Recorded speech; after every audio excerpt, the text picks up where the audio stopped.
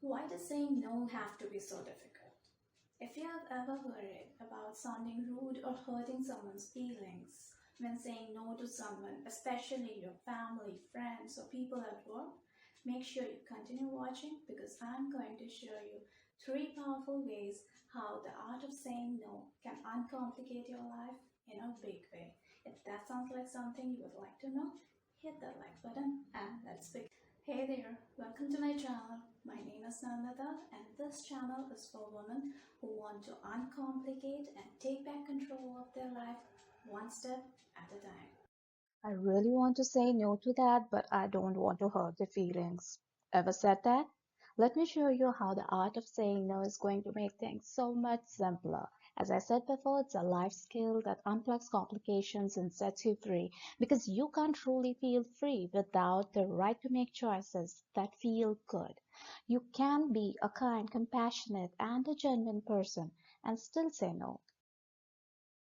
Understand why saying no is so important. Think how it feels when you agree to do something or be somewhere, and all the while you're thinking, how do I get myself into these things? And when you actually say no, people come up with a what do you mean no? Or why do you always have to be so difficult? Kind of gets under your skin, right? Now, for example, a friend comes up to you and says, listen, I got invited to that cool party, but I'll be late if I work on the report boss wants tomorrow. Can you please finish it for me? What do you think is happening here? Here's what's happening.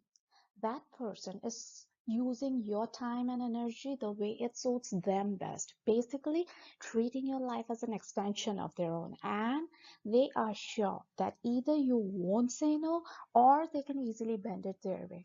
So this is less a request and more like telling you what to do, just wrapped up prettily to look like a favor.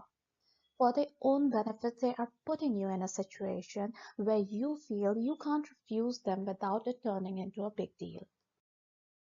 They are confident about their power over your decisions because you have let your kindness and care for others' feelings get taken advantage of. These qualities no doubt make you a good person, but if you're not careful, they can attract the wrong kind of person, the ones that have no problem living your life for you.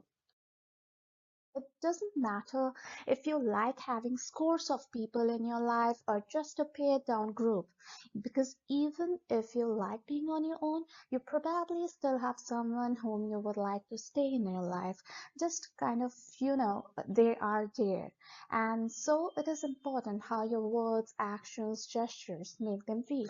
But so is your responsibility towards yourself. Balance. That's the word to focus on. Be helpful, be generous, be kind to others, everything good, but not at the cost of neglecting your own needs. Because your time, your energy, your emotions matter, just like everyone else's. So you think if saying no is that important, why does it feel rude to refuse someone? Why do we get that guilty feeling when saying no to our family or friends? And really, why is saying no so difficult? Well, life is complex, and every situation where saying no has been a struggle, felt rude, or awkward, there will absolutely be many reasons and explanations. But if you take a step back and look at the big picture, a few things will pop out. One, you'll see that it feels the most uncomfortable when you aren't sure what you should say no to. Should I really be saying no to that? When you aren't clear about your priorities, you don't have a compass to show which choices are taking you in the right direction. And when you aren't clear about the why behind your answer, your no becomes more of a negotiable I don't know. And it becomes even tougher to stick to your decisions when people start pushing for a yes. But that's a discussion for another time. The second reason why the art of saying no doesn't come naturally to you yet is we fear ruining relationships.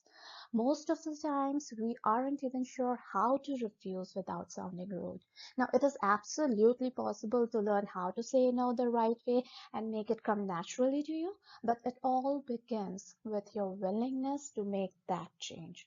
Oh, by the way, remember to subscribe to this channel so that you stay in the loop whenever I share a new video. Now, I'm not saying it's a quick win, 2 minutes and your life will change kind of thing, because how to say no is a big shift. And big shifts that are life changing, that are empowering, they take genuine interest.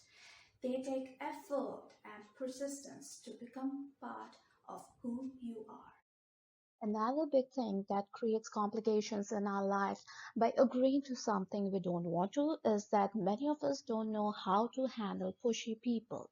Sometimes people try to dig a hole in a decision by keeping on asking why so that they can get a chance to manipulate the answer their way.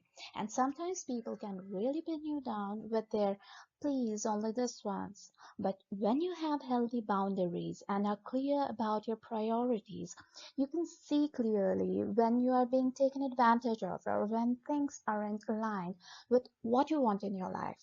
All this comes together to make saying no in a kind, respectful, and confident way come naturally to you, something as instinctive as knowing when to step on the brakes.